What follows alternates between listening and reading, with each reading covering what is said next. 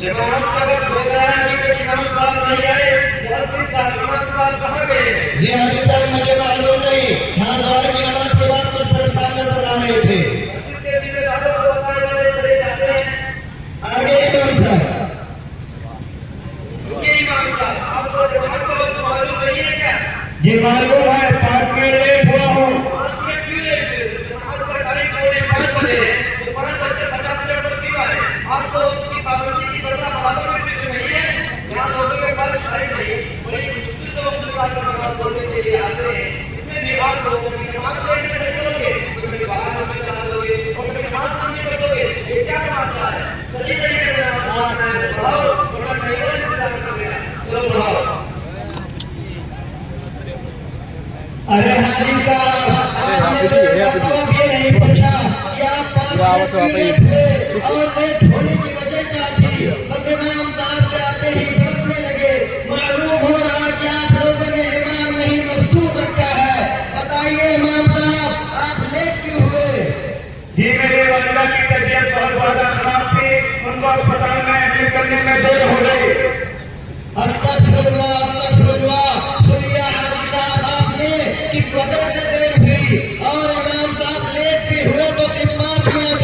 آپ لوگوں کے دلوں میں امام کا ادب و احترام نہیں ہے۔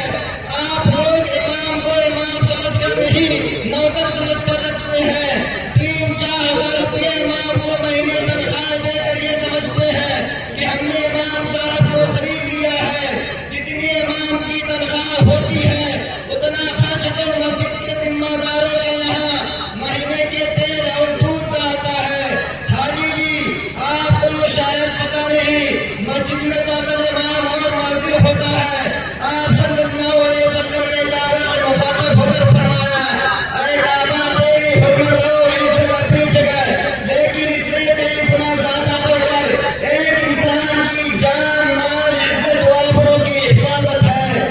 اگر کوئی انسان کو نقصان پہنچائے تو وہ کعبے کے ڈھانے سے بھی زیادہ بڑھ کر ہے۔ آج مسلمانوں پہ جو حالات آ رہے ہیں، یہ علماء اور ائمہ کے خون چوسنے اور ان کا ادب و احترام نہ کرنے کی وجہ سے آ رہے ہیں۔ آپ صلی اللہ علیہ وسلم نے حضرت اسد سے مخاطب ہو کر فرمایا کہ تجھ سے زیادہ عزت والا ایک مسلمان ہے، تو جب ایک مسلمان حضرت اسد سے افضل ہے تو ایک عالم دین یقیناً بدر جہاں افضل ہوگا۔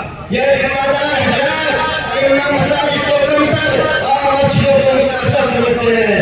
اگر ان کو جاہل، متکبر اور بیوقوف کہہ دیا جائے تو کوئی غلط نہیں ہوگا۔ اگر مسجد کی کمیٹی کے پاس کچھ بیلنس بڑھ جاتا ہے تو ان کی سوچ و فکر بس یہی ہوتی ہے کس طرح اس پیسے کو پیشاب، بیت الخلا یا اینٹ گارے مٹی میں لگا دیا جائے، چاہے ان کو کوئی چیز بنی بنائی توڑنی ہی پڑے۔ مگر ان کے ذہن میں یہ نہیں آتا کہ امام یا مؤذن یا مدرس کی تنخواہ میں اضافہ کر دیا جائے۔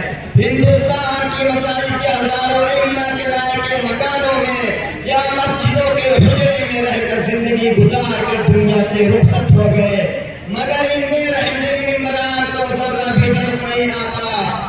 ہاں، جماعت میں 5 منٹ لیٹ ہو گیا تو امام صاحب کا خون چوسنے کے لیے تیار رہتے ہیں، موقع ڈھونڈتے ہیں کس طریقے سے امام صاحب پر اپنی حکومت چلائی جائے۔ ایسے ممبران کو دھیان رکھنا چاہیے، حساب و کتاب کا دن اور میزان عدل ان کے لیے بھی ہے۔ اللہ تعالیٰ سے دعا ہے کہ اللہ رب العزت ہم لوگوں کو اپنے علماء، اپنے امام اور علماء کی قدر کرنے کی توفیق عطا فرمائے، آمین۔